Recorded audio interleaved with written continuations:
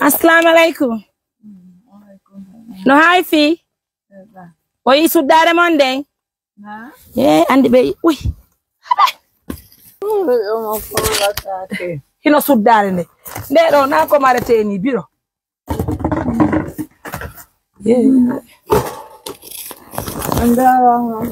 On jarama ndero suddare. Na yo marunde. Wonon je nani? Ko fi ko suddo do.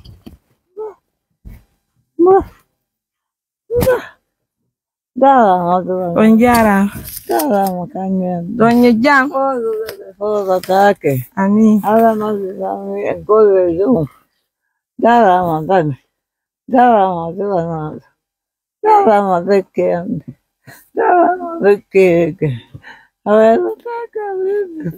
Iyo.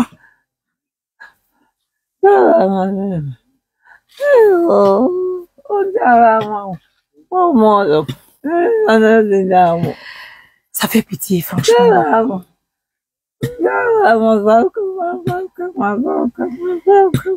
Nene, Maya denga chantier to ndaron sudu mundu.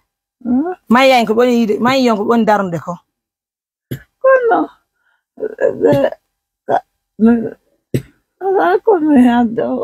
Bebe upude. Chonchi di ngaray hande nani? Chonchi di ngaray hande ko nawden ko nyogol. Aray hande nan. Ah. Tu as vu ça?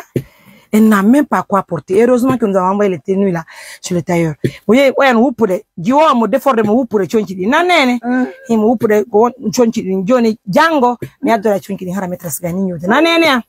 Pour les gens qui ont des habits pour notre nene, c'est maintenant qu'il faut nous aider. Vous voyez, il n'a même pas quoi porter. Je vous jure sur l'honneur. Heureusement, nous avons envoyé les complets sur le tailleur, mais on n'a pas encore récupéré sur l'ancien là. Donc, elle ne pourra pas sortir avec nous pour aller au chantier. Nous, on va aller visiter le chantier Oumar. Modi mon noy jam. Warali Hamid aray. Mo yeki mbel ka yayan hande waray. Ko modi mo hi ko modi Hamid wena senani. Ko moy ko Hamid falo yo jombo on. On jombi. Problème wala nani mi arde ka de modi ambe yetta on nan. Si Allah je. Biar ma ebe yetta on nan.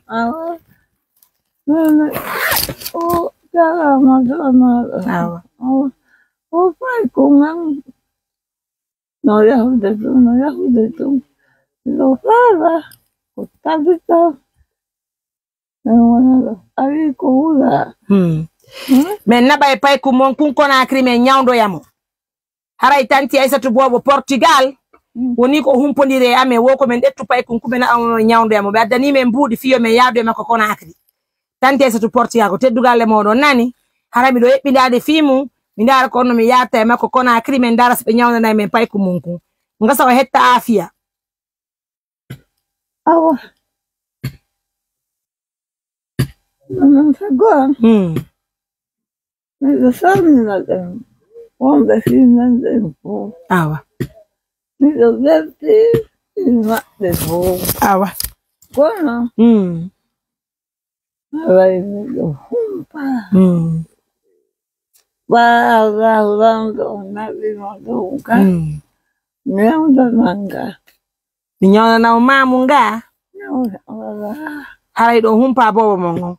Kono do ngani newnare ko nangi mako nyawdo taake mamunga. Nyawnde taake ga do ni mi yobbudiro hanke be ga min be walla mi das mi heba goto wono takko mako aynta mo kala tan. Mamunga nyawnde taake dum don nene. Joni awa.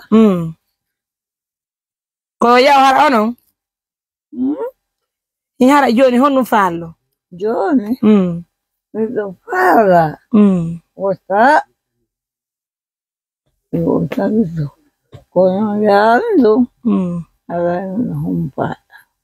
Elle a besoin de voir son enfant chaque jour. Le souci, elle peut pas rester avec son enfant à l'hôpital.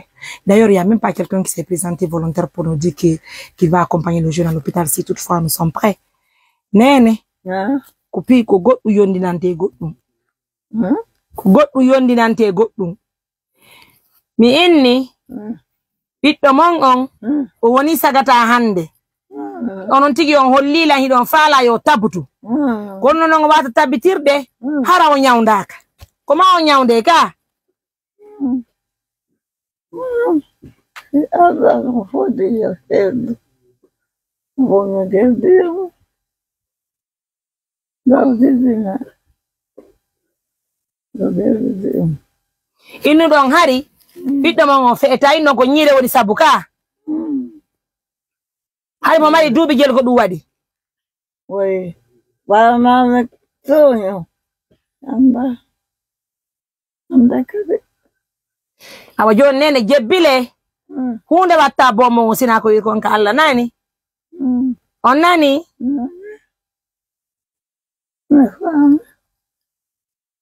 dan kade no ai cominciò da anni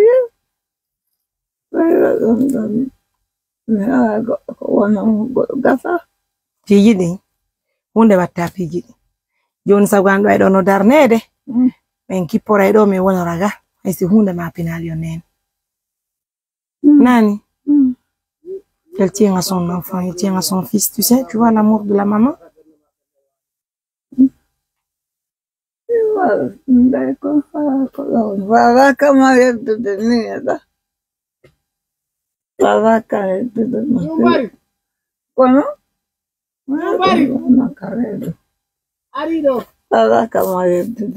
Oh, ne mene garsa go aben ko faale mo me watta biro.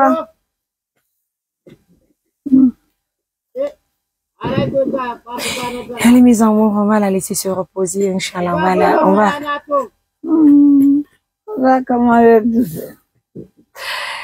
Allez, on revient après, Merci à vous, Tante Setou Bobo. Merci aux millions de partenaires qui nous suivent de près depuis Portugal. Prenez bien soin de vous, c'est votre Mariam Touré, mettez pour les intimes.